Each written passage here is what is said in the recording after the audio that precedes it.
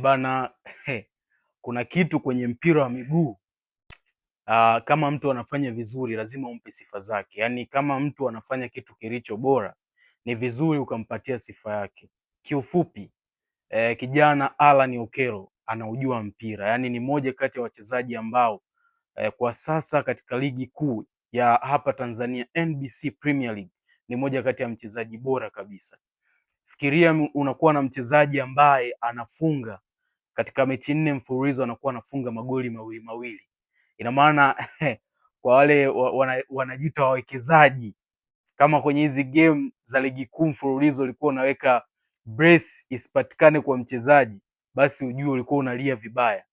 Lakini unamuona mtu kama Alan Okello katika mechi 4 mfululizo za ligi kuu ya NBC Premier League anafunga magoli mawili mawili.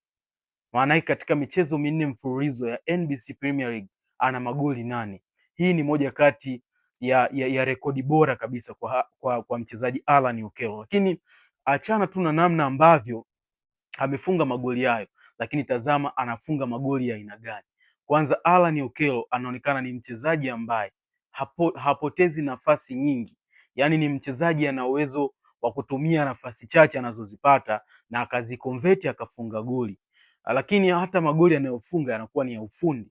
Tazama namna ambavyo anafunga magoli tofauti tofauti. Anafunga magoli ya foul. Mfano mzuri kwenye goli la mchezo wa leo dhidi ya Namungo. Tazama pasi anaipokea kutoka kwa Kibwana, lakini akiwa katika space ndogo pale pale anapiga chenga, anamtoka mchezaji, anachagua engo, anafunga.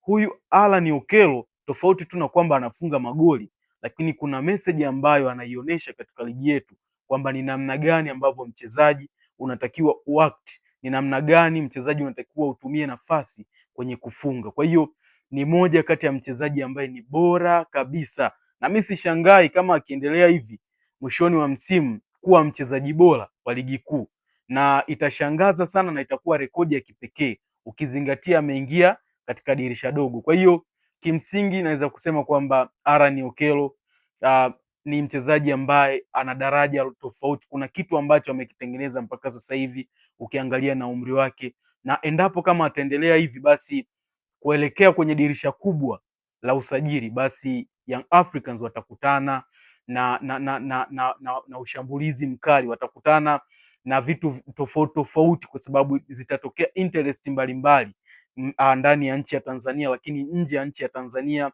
kwa maana Afrika, hata pia na duniani, hata pia na Ulaya, kwa sababu kwa kiwango anachokionyesha inaonekana kabisa ni mchezaji ambaye engineer kufanya makosa kusafiri mpaka kuweza kumleta. Kwa hiyo kimsingi Alan Okello ni top player, top number 10 kwenye ligi yetu, na namna ambavyo anaweza kucheza.